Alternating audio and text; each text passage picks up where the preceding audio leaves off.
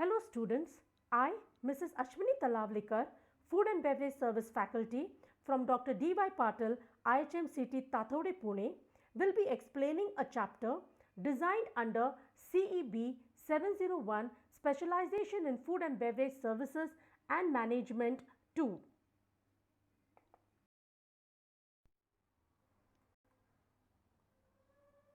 Today, we shall be studying Chapter 5 Principles and Practices of Beverage Controlling.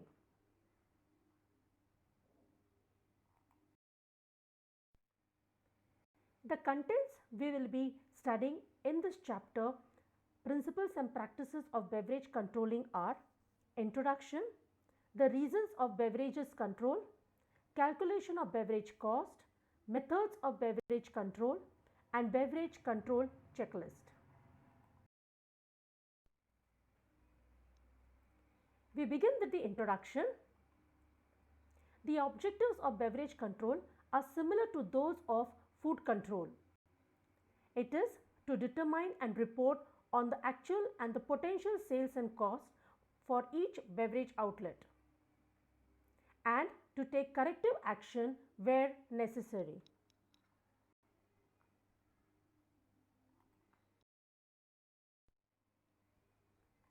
The reasons for beverage control are the danger of bar staff appointing themselves as unofficial partners, that is, for example, a barman paying no overheads and no wages, yet if bringing in bottles of spirits and selling them and pocketing the money is devoiding the unit of that amount of sales and profit. It is easier for bar staff to steal money than it is for the food staff. Beverages are more tempting than food to many staff.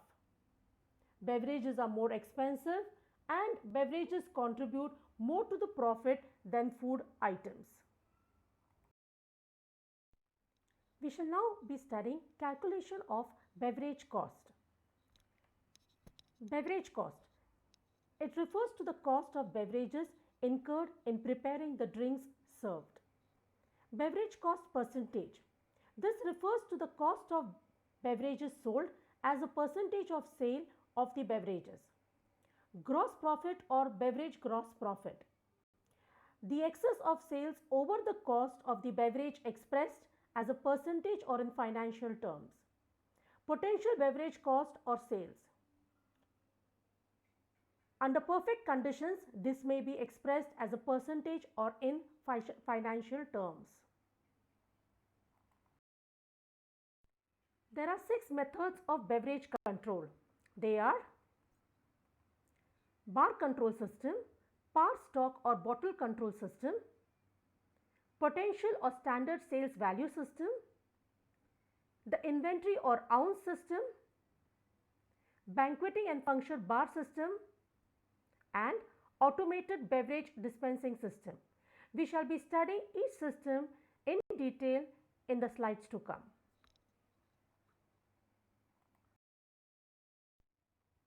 We shall now understand the first method of beverage control, bar control system. This system is similar to that for the basic food cost report and the detailed food cost report. It may be produced for each bar separately or for all the beverage operations. The disadvantages of the system are: the report does not include the opening and closing stock take of the individual bars. It assumes that any beverages issued is for the sale for that day. It is time consuming but may be deemed necessary when the desired gross profit is not being achieved and when wanting to check in some detail on the performance of individual bar or in a unit.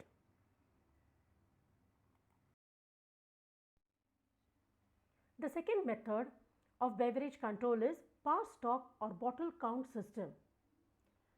It is a simple yet effective method of beverage control and is particularly useful in smaller type operations where there are few full-time control staff. There are some points that have to be observed, and they are: the level of par stock is established for each bar, that is, to establish for each beverage the number of bottles required for a busy day plus a small safety factor.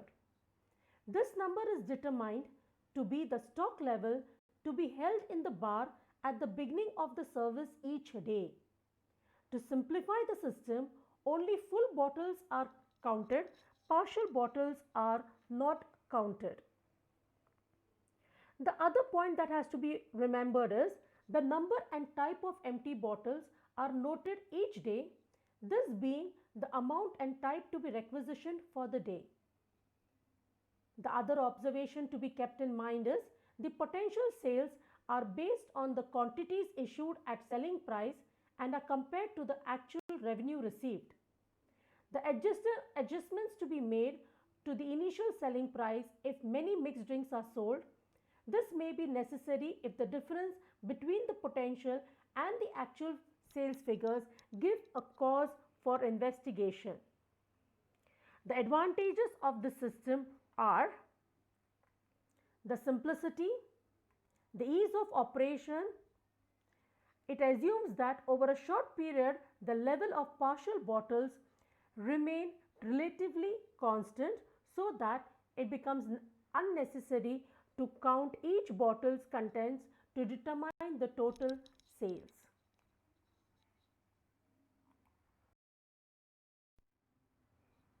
The third method of beverage control is the potential or standard sales value system. This system is designed to control beverage sales and therefore beverage costs by setting sales value on each bottle item carried in stock. The revenue value of each bottle is based on the standard size of the drink, the contents of the bottle, and the selling price for each drink. The sales value of each drink is called the potential sales value. The system requires as a basis for its operation established standards for a bottle code number system, drinks recipes, drink sizes, glassware and part stocks. Whenever the bottle size, drink size or recipe change, a new calculation must be made and recorded, as this can affect the price of a drink and should require the price to be reviewed. The various calculations which have to be made to establish the potential sales value are concerned with full bottle of spirits, etc. sold by glass, soft drink and mineral water sales, and cocktails, etc.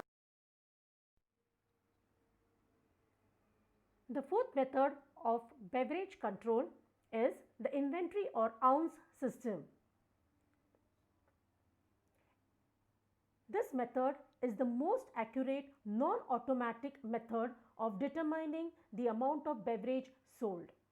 It is used at times when investigating the cause of an unacceptable difference recorded between the actual and the potential results in a beverage report. It is, however, a complicated and difficult system to operate for large units with a full range of beverage services unless aided by a mini computer. The system requires an accurate and detailed analysis of all sales by type and brand of drink sold for each selling outlet. The system also requires the calculation of the actual consumption of each type and brand of drink based on the daily physical stock take, giving opening and closing stock levels of bars, plus any issues and minus any transfers out to other bars. All drinks sold are converted back to the number of ounces of each type and brand of drinks sold using the standard beverage recipes. The total consumption of each kind of drink per sales bill has then to be compared with the actual consumption determined from the physical inventory and any adjustments. The main disadvantages of this control system are the time required to analyze sales and to take stock levels daily, the time required to calculate the daily consumption for each selling outlet, additional difficulties if a large number of mixed drinks are sold and if drinks of different sizes are sold in each selling outlet.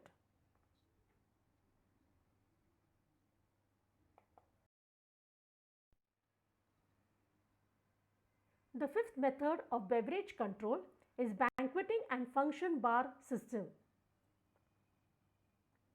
A bar has to be set up for each separate banquet or function. It will be necessary for an authorized person to requisition for each event from the main cellar and then immediately at the close of the event to return all unsold beverages. Bottle issued would be the quantity issued from the cellar for that function. Bottles returned are the bottles and part bottles unused and returned to the cellar. The number of bottles issued minus bottles returned should be equal to the number and part bottles used. The actual cost is the purchase price per bottle or half. The potential sales per bottle would be the selling price per drink multiplied by the standard number of drinks per bottle.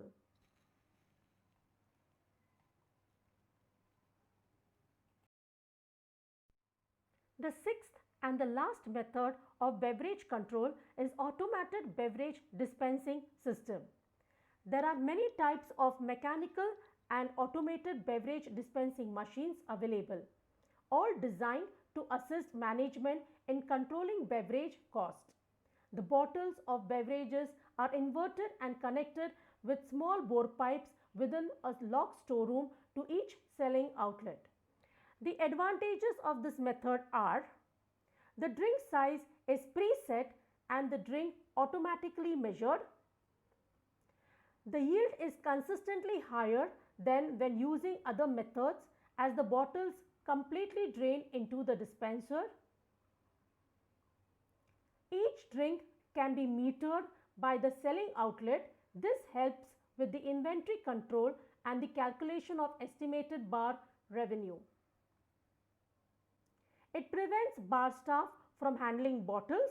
Every drink that they need for a customer is obtained by just pressing the correct drink button on the dispenser. Many beverage machines are connected to microcomputers so that they can measure the drinks, dispense, display the prices, print the guest bill, as well as maintain the inventory and analyze drink sales.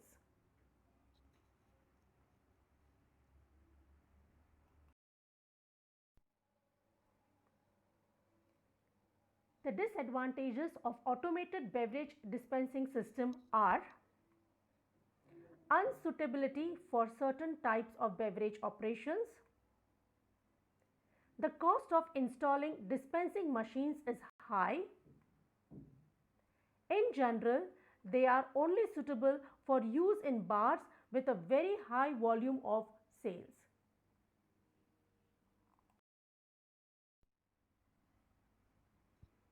The next content of this chapter is Beverage Control Checklist. A beverage control checklist can be produced to act as an aid to help identify the reasons for variance in standards. There are three main checklists observed. They are purchasing, receiving, storing and issuing procedures, bar procedures and beverage control procedures. We shall be discussing each of these checklists in detail in the slides to come.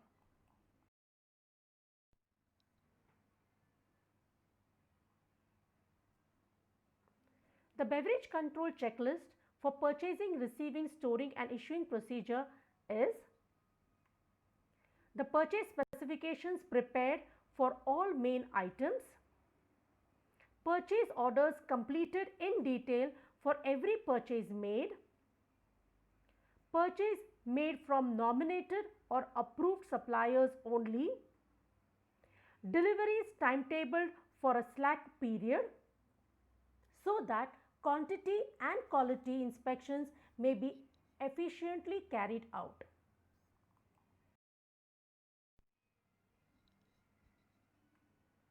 The copy of purchase order sent to delivery point for checking against deliveries.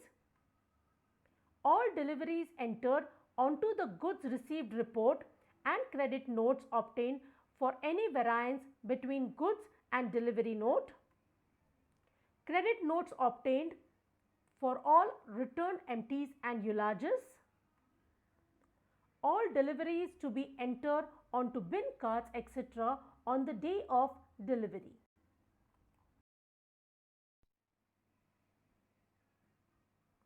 Issues of beverages to be against authorized signed requisitions only.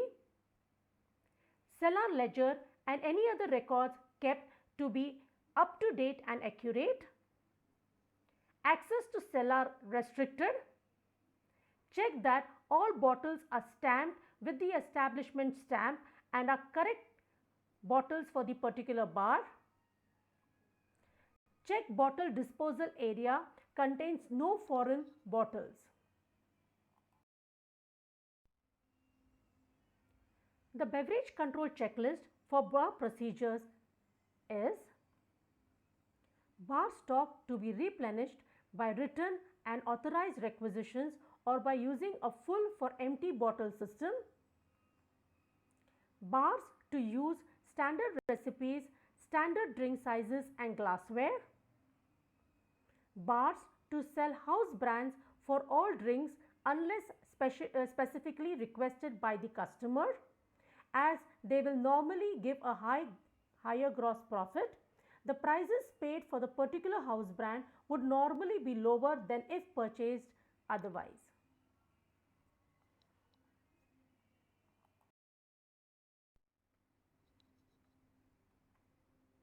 Check that all bar sales are properly recorded. Periodically check proof of liquor in open bottles if tampering is suspected. Check that beverage price lists are displayed and freely available to customers.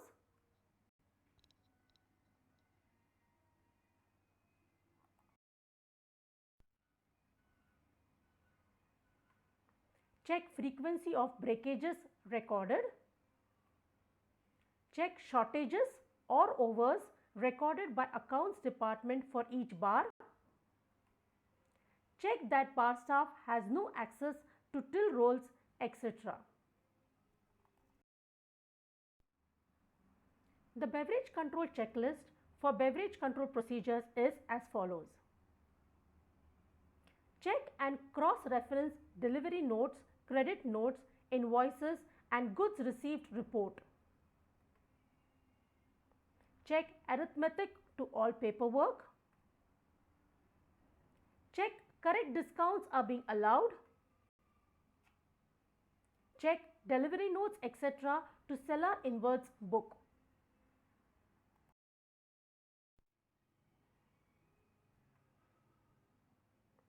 Maintain beverages perpetual inventory book. Maintain container charges and credits for period inventory. At set periods, complete a full inventory of all chargeable containers, for example, crates, kegs, etc. At set periods, complete a full inventory of cellar and compare to beverage perpetual inventory book.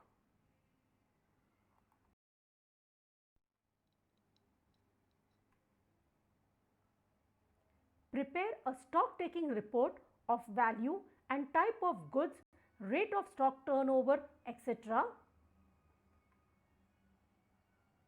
At set periods, complete a full inventory of the stock of each bar for beverage control reports. Maintain daily and to-date beverage control reports. The amount of detail depending on the size of the unit and the volume of business. Prepare end of the period beverage reports for management and highlight any problem areas for corrective action.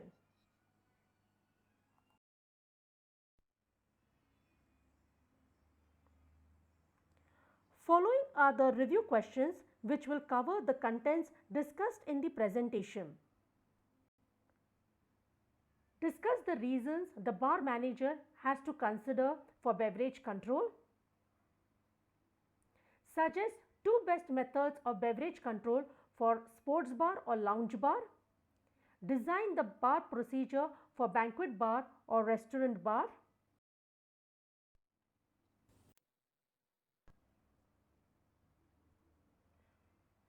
Following are the assignments that can be undertaken by students in order to practice beverage controlling. Prepare SOP for different operations in beverage service. Create bar formats records for smooth functioning. Software for bar management.